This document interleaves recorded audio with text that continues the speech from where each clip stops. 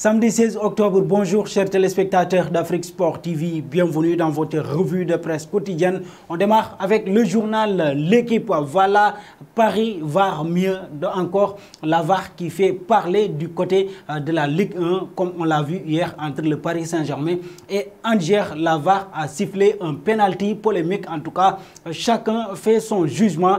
Si d'aucuns disent que voilà, il y avait penalty, d'autres disent carrément qu'il n'y avait pas penalty. Et quand on parle de la VAR, on part avec le journal Marca, vous le voyez, le journal qui revient sur la finale de la Ligue des Nations entre la France et l'Espagne pour dire que l'UEFA va encore étudier le but polémique de Kylian Mbappé lors de cette finale. Et comme l'a dit Fernando, on a perdu la bataille, mais pas la guerre. Dans ce journal, vous le voyez, une grosse révélation venant du pôle, en tout cas le journal qui fait une révélation de Paul Pogba qui dit que voilà, quand le Real Madrid appelle Paul Pogba et le bien, eh bien le joueur dira oui. Donc est-ce que ce n'est pas pourquoi il n'a pas encore prolongé son contrat avec les Mancuniens, le Manchester United. Toujours en Espagne, vous le voyez, avec le journal AS, Robert Lewandowski qui préfère aller du côté du Real Madrid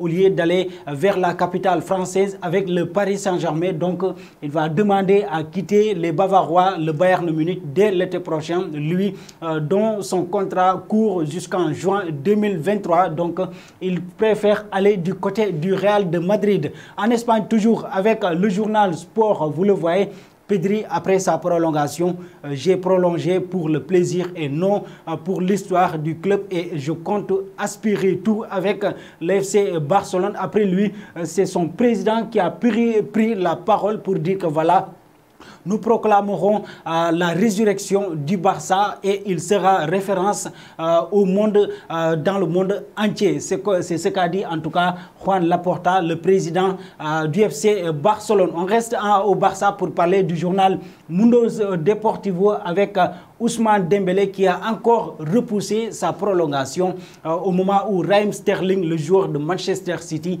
fait tout pour venir du côté du FC Barcelone.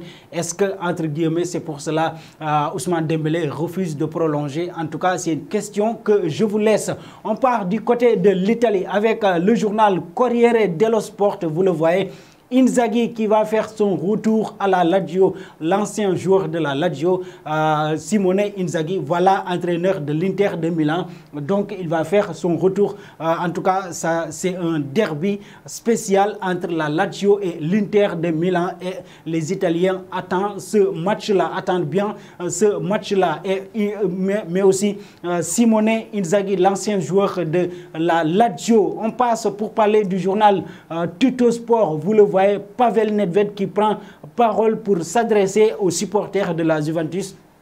Vous devez faire tout pour être toujours présent et toujours accompagner cette équipe parce qu'il a besoin de vous. La Juventus a besoin de ses supporters. Donc, vous le voyez avec Pavel Nedved. Dans ce journal, vous le voyez aussi des entraîneurs qui sont en colère parce que des entraîneurs du côté de la Serie A qui sont en colère parce qu'ils ne pourront pas bénéficier de leurs joueurs sud-américains. Les Sud-Américains qui étaient partis pour la trêve internationale. Donc, voilà pour ce week-end, aucun de ces joueurs-là ne va jouer pour la Serie A ce week-end. Et en parlant de la colère, ça se voit aussi du côté de l'Angleterre avec Jürgen Klopp, vous le voyez dans ce journal, avec le Daily Star, vous le voyez. En tout cas, Jürgen Klopp qui dit que voilà, ça ne fait pas plaisir de voir tous ces joueurs sud-américains s'absenter dans les championnats européens et ça fait trop mal. Comme il l'a dit, lui aussi, il a des joueurs qui sont du côté du sud, en tout cas de l'Amérique du Sud, comme Fabinho. Donc, il ne va pas jouer ce week-end, mais il pourra jouer en tout cas contre l'Atlético mardi pour la Ligue des Champions. champions. Dans ce journal, vous le voyez aussi, Ole Gunnar Solskjaer, l'entraîneur de Manchester United, qui dit qu'il n'est pas du tout dérangé par les critiques et les remarques de l'ancien entraîneur de Manchester United, Sir Alex Ferguson.